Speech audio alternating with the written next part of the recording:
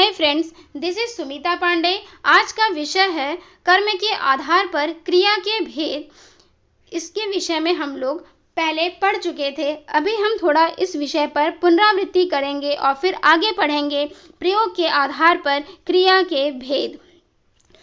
जैसा कि आप सभी जानते हैं, अकर्मक क्रिया, अ मतलब नहीं, जिसमें कर्म न हो उसे अकर्मक क्रिया कहेंगे और जिसमें कर्म हो उसे सकर्मक क्रिया कहेंगे, क्योंकि स मतलब होता है साथ में। तो जिसमें कर्म हो उसे कहेंगे सकर्मक क्रिया। बच्चा 8वीं कक्षा में पढ़ता है, तो बच्चा क्या हो जाएगा? कर्ता। पढ़ता है क्रिया, और इस क्रिया का प्रभाव सीधे कर्ता पर पड़ रहा है, इसलिए इसे कहेंगे अकर्मक क्रिया। बच्चा पत्र पढ़ता है, बच्चा हो जाएगा कर्ता, पढ़ता है होगा क्रिया, और क्या पढ़ता है? तो पत्र पढ़ता है, और ये हो जाएगा कर्म। तो इसे हम कह सकते हैं सकर्मक क्रिया। तो कहने का अर्थ है कि आपके एग्जाम में प्रश्न दिया जाएगा इस टाइप से, और आपको वहां पहचानना होगा कि अकर्मक क्रिया और सकर्मक क्रिया कौन सी है। तो आपको वहां प्रश्न करना होगा क्या और किसको। अगर क्या और किसको से प्रश्न का उत्तर ना मिले, अगर आपको इन दोनों में से किसी का भी उत्तर नहीं मिल रहा है, तो वह हो जाएगी अकर्मक क्रिया, और अगर आपको क्या से कर्म का उत्तर मिल जाता है तो वह हो जाएगी सकर्मक क्रिया। जैसे हम एक एग्जाम्पल करेंगे इसमें, जैसे दिया हुआ पढ़ता है, क्या पढ़ता है नहीं पता, किसको पढ़ता है ये भी नहीं पता, तो यह हो जाएगी अकर्मक क्रिया। बच्चा पत्र पढ़ता है, क्या पढ़ता है? पत्र। पता चल गया पत्र क्या हो गया? कर्म। तो उसे हम कहेंगे सकर्मक क्रिया। नेक्स्ट है प्रयोग के आधार पर क्रिया के भेद। कौन कौन से हैं? प्रयोग के आधार पर क्रिया के कुल 11 भेद होते हैं। तो वह है सामान्य क्रिया, संयुक्त क्रिया, नाम धातु, प्रेरणार्थ, पूर्वकालिक, तात्कालिक, कृदंत, यौगिक, सहायक, सजातीय, विधि क्रिया। अब यहाँ पर मैं आपको एक एक करके इसकी व्याख्या करूंगी, और साथ ही साथ आप अगर इसने चैनल पे न्यू है तो आप लाइक करें, सब्सक्राइब करें, शेयर करें, and don't forget to press bell icon. तो अब मैं आपको बताऊंगी सामान्य क्रिया किसे कहते हैं। तो ध्यान से सुनेंगे। जो सामान्य क्रिया होती है उसमें क्रिया में धातु के साथ ना प्रत्यय लग जाए तो उसे कहेंगे सामान्य क्रिया। जैसे हंस क्या है? यह एक मूल धातु है, उसमें मैंने ना प्रत्यय लगा दिया, बन गया हंसना। चल मूल धातु है, ना प्रत्यय लगाया, बन गया चलना। तो उसे हम कह सकते हैं सामान्य क्रिया। अगर ना प्रत्यय लगा दिया जाए तो उसे कहेंगे सामान्य क्रिया। नेक्स्ट है संयुक्त क्रिया। जो क्रियाएं दो या दो से अधिक क्रियाओं के योग से बनी होती है तो उसे कहते हैं संयुक्त क्रिया। जैसे तुम घर चले जाओ, तो चलना भी क्रिया है, जाओ भी क्रिया है, दोनों क्रिया आ गई, इस कारण से इसका नाम पड़ गया संयुक्त क्रिया। बच्चों ने काम कर दिया है, करना भी क्रिया, दिया भी क्रिया है। तो यहाँ पर दो क्रियाओं का प्रयोग किया गया, इसलिए इसका नाम पड़ गया संयुक्त क्रिया। नेक्स्ट है नाम धातु क्रिया। नाम धातु क्रिया क्या होती है? जहां पर संज्ञा, सर्वनाम, विशेषण में प्रत्यय जोड़ने से जो बनी क्रिया होगी उसे कहेंगे नाम धातु क्रिया। जैसे संज्ञा और सर्वनाम से बनी नाम धातु क्रिया। जैसे मूल शब्द है संज्ञा, जिसे दिया हुआ है लाज, लाज में मैंने ना प्रत्यय लगा दिया तो बन गया लजाना।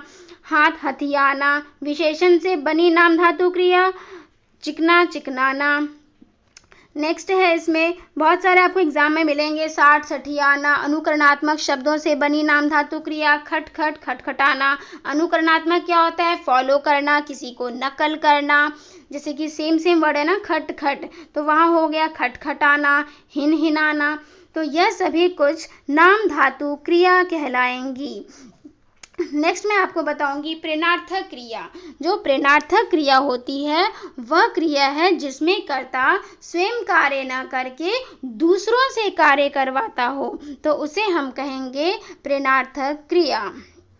जैसे हम एक यहाँ पर एग्जाम्पल में देखेंगे कि यहाँ पर क्या बताया गया है। यहाँ पर है लिखा कि प्रेरणार्थक क्रिया, अध्यापक ने मॉनिटर से कमजोर बच्चों की सूची बनवाई। यानी कि जो अध्यापक है वो स्वयं कार्य न करके बच्चों से सूची बनवा रहे हैं, इसलिए इसे कहेंगे प्रेरणार्थक क्रिया। मैं राधा से पत्र लिखवाया, यानी मैं राधा से पत्र लिखाया, उसने स्वयं कार्य नहीं किया, वो उसने राधा से लिखवाया है, इसलिए इसे भी कहेंगे प्रेरणार्थक क्रिया। अब इस प्रेरणार्थक क्रिया के दो भेद और हैं, उपभेद जिसे कहते हैं प्रथम प्रेरणार्थक क्रिया और द्वितीय प्रेरणार्थक क्रिया। कौन कौन सी है? प्रथम प्रेरणार्थक क्रिया में जो कर्ता होगा वो स्वयं कार्य कर रहा होगा, यानी कि मैं अपना काम स्वयं कर रही होंगी और आप अपना काम स्वयं कर रहे होंगे, तो वहां पर हो जाएगा प्रथम प्रेरणार्थक क्रिया। मैं बच्चे को खाना खिलाती हूँ, तो मैं क्या हो जाएगा? मैं हो गया, यानी कि वो अपने आप को बता रहा है, करता है। खिलाती हूँ यानी कि जो यहाँ पर करता है वो स्वयं कार्य कर रहा है। नेक्स्ट है अध्यापक बच्चे को पढ़ाता है, यानी जो अध्यापक है वो स्वयं कार्य कर रहा है पढ़ाने का, तो इसे कहेंगे प्रथम प्रेरणार्थक क्रिया। जब कर्ता स्वयं कार्य करे तो उसे कहेंगे प्रथम प्रेरणार्थक क्रिया। दूसरा है द्वितीय प्रेरणार्थक क्रिया। द्वितीय प्रेरणार्थक क्रिया क्या होती है? जब कर्ता दूसरे व्यक्ति को क्रिया के लिए प्रेरित करता है, यानी वो स्वयं कार्य नहीं करता है, दूसरों से काम करवाएगा। मोहन माँ से खाना मंगवाता है, मोहन जो है वो स्वयं खाना नहीं लाता है, माँ से खाना मंगवा रहा है, तो उसे हम कह सकते हैं द्वितीय प्रेरणार्थक क्रिया। मैं क्या कर रही हूँ? माँ क्या कर रही है? हमें कह रही है कि तुम आज झाड़ू देने के लिए, हमें कह रही है कि हमें तुम आज झाड़ू दे दो, तो हमसे काम करवा रही है ना, माँ स्वयं नहीं कर रही है, तो वहां पर हो जाएगा द्वितीय प्रेरणार्थक क्रिया। अगर कर्ता स्वयं कार्य न करके दूसरे से करवाए तो वहां होगा द्वितीय प्रेरणार्थक क्रिया। अगर स्वयं कार्य करे तो वह हो जाएगा प्रथम प्रेरणार्थक क्रिया। यहाँ पर कुछ मैंने प्रथम प्रेरणार्थक द्वितीय प्रेरणार्थक के उदाहरण दिए हैं, जैसे हंसाना हंसवाना, चमकाना चमकवाना, सुलाना सुलवाना, चलाना चलवाना, तो यह सभी कुछ प्रथम और द्वितीय प्रेरणार्थक क्रिया के उदाहरण हैं। तो आपके एग्जाम में भी कुछ ऐसे ही प्रश्न दिए जाएंगे और आपको वहां बताना होगा कि कौन सा प्रेरणार्थक क्रिया है, कौन सा द्वितीय प्रेरणार्थक क्रिया है।